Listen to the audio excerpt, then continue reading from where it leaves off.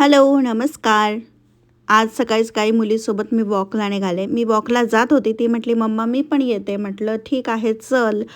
मुलं सोबत असले ना, मग ॲक्चुअल जो वॉकचा स्पीड आहे ना, तो आपल्याला थोडासा कमी ठेवावा लागतो.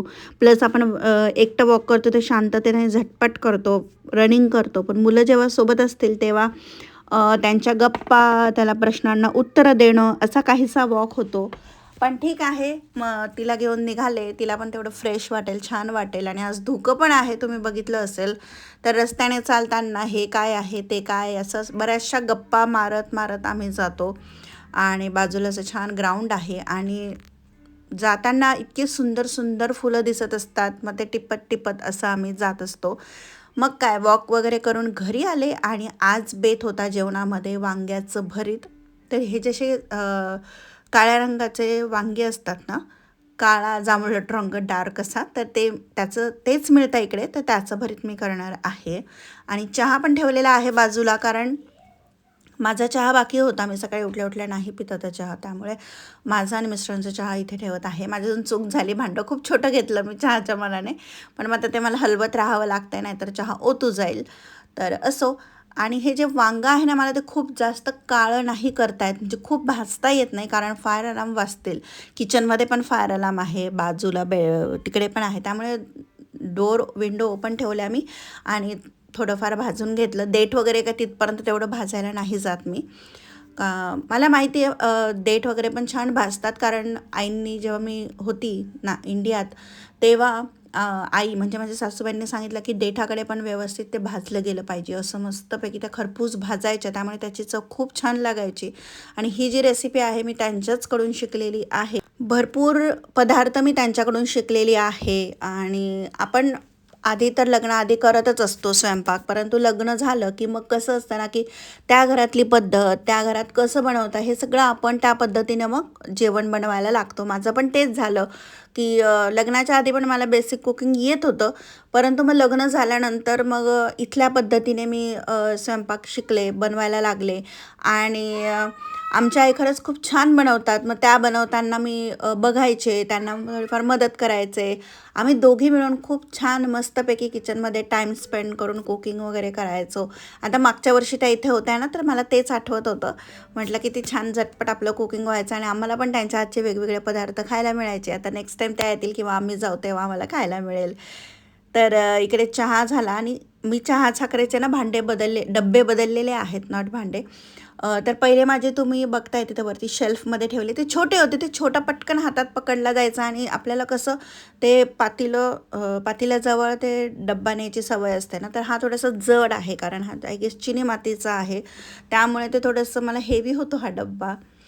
आपण चेंजेस केले की पटकन ते थोडेसे आपल्याला अंगवळणी पडायला वेळ लागतो, तसंच काहीचं हे झालेलं आहे. पण असो, चेंज पण महत्त्वाचा आहे. तुम्हाला मे बी व्हिडिओच्या मागे पियानोचा आवाज येत असेल, कारण मुलांना नवीन पियानो घेतलेला आहे, तर ते वाजवत आहे. तर बागेतलं कुंडीतलं फूल दाखवलं तुम्हाला, छान आलेलं आहे. आता बाजूच्या कळ्या पण उमलायला लागलेल्या आहेत. मग आता हे जे वांग्याचं भरीत आहे त्यामध्ये ठेचा टाकायचा आहे तिखट, म्हणून मग मी मिरच्या भाजून घेणार आहे. त्यानंतर लसूण सोलेल आणि आज मी कांदा न टाकता कांद्याची पात वापरणार आहे, कारण मला कांद्याची पातसुद्धा पूर्ण संपवायची आहे. नाहीतर मग अर्धा कांदा आणि अर्धे कांद्याची पात असं वापरू शकतो. पण आहे याला पण कांदे आहेत, तर म्हटलं चला हे निवडून घेऊ. आणि कांद्याची जी पात असते ना, ती आता पावसाळ्यामध्ये तर व्यवस्थित अशी आतूनसुद्धा बघून मग चिरायची, कारण आतून पण ती थोडीशी कीड असतं त्याच्यामध्ये. मागची वेळेस मी आणली तर ते आतल्या साईडने थोडंसं असं काळं काळं होतं, म्हणून मग ह्यावेळेस जरा बघून मग चिरली. म्हटलं टेन्शनच नको. तर इकडे मिरची छान भाजून घेत आहे मी. इथं तुम्ही थोडंसं तेल टाकून पण भाजू शकतात मिरची, पण मी सध्या खूप तेल कमी वापरत आहे, त्यामुळे म्हटलं नको, हे अतिरिक्त तेल पण नकोच पोटात जायला. आणि जे भरीत असतं ना, ते असं झणझणीतच खायला छान लागतं. भाकरीसोबत असेल ना, तर मस्त तिखटच भारी लागतं खायला. आणि असं छान परतवून घ्यायचं.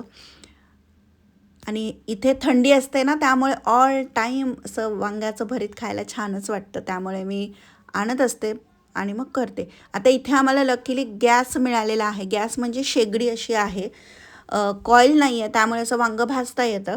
जर माझे तुम्ही जुने व्हिडिओ बघाल तर तिथं माझं कॉईलचा गॅस होता, त्यावर मग असं वांगं वगैरे भाजता येत नाही, किंवा मग भाजलं तरी ना बाजूला खूप जास्त डाग पडतात आणि अशी जी भाजण्याची चव असते ना ती येत नाही त्याला. त्यामुळे मी तेव्हा तर काही जास्त वांग्याचं भरीत करायचंच नाही. तर इथे गॅस आहे म्हटलं मग करूयात.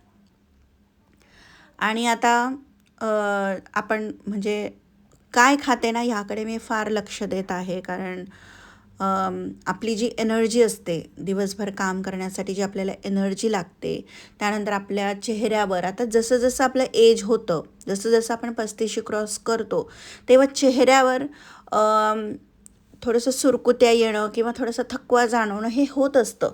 मग ते थोडंसं आपल्याला जर कमी करायचं असेल तर लाईफस्टाईलकडे लक्ष देणं खूप गरजेचं आहे. आता लाईफस्टाईल म्हणजे काय नुसतं डाएट येतं का, तर नाही. डाएट प्लस एक्सरसाइज प्लस तुमची झोप किती आहे, तुम्ही किती वेळ शांत गाढ झोपत आहात, ह्या गोष्टी खूप महत्त्वाच्या आहेत, ज्यामुळे आपण जे एजिंग प्रोसेस आहे ती थोडीशी डिले करू शकतो. आता ही तर नैसर्गिक आहे एजिंगची जी प्रोसेस, पण आपण थोडीशी स्वतःची काळजी घेतली तर आपल्यालाच त्याचा फायदा होणार आहे. जो आपल्याला थकवा जाणवतो, लो एनर्जी, मेटाबॉलिझम स्लो झालेलं असतं, ते थोडंसं ना नॉर्मल किंवा थोडंसं व्यवस्थित सुरळीत चालण्यास मदत होते. जसं की थोडासा का होईना अर्धा तास एक्सरसाइज ही केलीच पाहिजे. आपण म्हणतो की मी काम करते दिवसभर घरामध्ये, तीच माझी एक्सरसाइज आहे, पण खरं सांगू का, ते काम केल्यानंतर ना होतो शरीराचा म्हणजे मोमेंट होते, परंतु थकवा पण येतो. पण जेव्हा आपण एक्सरसाइज करतो ना तेव्हा आपल्याला असं नसतं की हां लसूण सोलायचं आहे, कपडे धुवायचे नाही. आपलं लक्ष ना आपल्या स्वतःकडे असतं, आपल्या श्वासांवर असतं, आपल्या जरा शांतता आपल्या डोक्याला असते, डोक्यामधले विचार आपण थोडेसे बाजूला ठेवायचा प्रयत्न करत असतो. आणि त्यामुळे होतं काय, आपली एक्सरसाइज होतेच, सगळ्या बॉडीची जी एक्सरसाइज असते ती होते, आपल्या मसल्सला ते चांगलं असतं आणि प्लस आपला स्ट्रेस कमी होण्यास खूप मदत होते. म्हणून जर तुम्हाला दिवसभरात असं जर वाटत असेल ना की मला फार डल वाटतं, मला काहीच काम करावं असं वाटत नाही, इवन तुमचं सगळं ब्लड टेस्ट वगैरे सगळं नॉर्मल आहे तरीसुद्धा असं थकवा येतो, आळस येतो आहे, तर खरंच सांगते तुम्ही तुमच्या डेली लाईफचा भाग बनवून टाका एक्सरसाइज. तुम्हाला जी एक्सरसाइज सूट होते ती केल्यावर तुम्हाला मस्त वाटतं आणि हां उद्या परत करू, छान वाटतं आहे असं जेव्हा वाटतं ना ती एक्सरसाइज तुम्ही करा. आणि थोडं का होईना दिवसभर 24 तास घरामध्ये राहण्यापेक्षा ना एक 15 मिनिट का होईना बाहेर जाऊन वॉक करून या. इतकं छान आणि प्रसन्न वाटतं आणि मोटिवेशन स्वतःलाच आतून मिळतं की हां उद्या पण करायचं आहे. कारण त्यातून आपल्याला जो स्ट्रेस रिलीज होतो, मनाला शांतता येते ना, ती खरंच खूप महत्त्वाची आहे. म्हणून एक्सरसाइज हा आपल्या रोजच्या आयुष्याचा भाग हा बनलाच पाहिजे आणि स्ट्रेंथ ट्रेनिंग पण त्यामध्ये आलंच पाहिजे. आणि सूर्यनमस्कार तर सर्वांमध्ये बेस्ट आहे एक्सरसाइज. अजून बाकीच्या बऱ्याच असतील, यूट्यूबवर पण बरेच व्हिडिओ असतात, आपण त्यावरून करू शकतो. दुसरं म्हणजे आपलं डाएट, आपण काय खातो आणि कसं खातो हे खूप महत्त्वाचं आहे.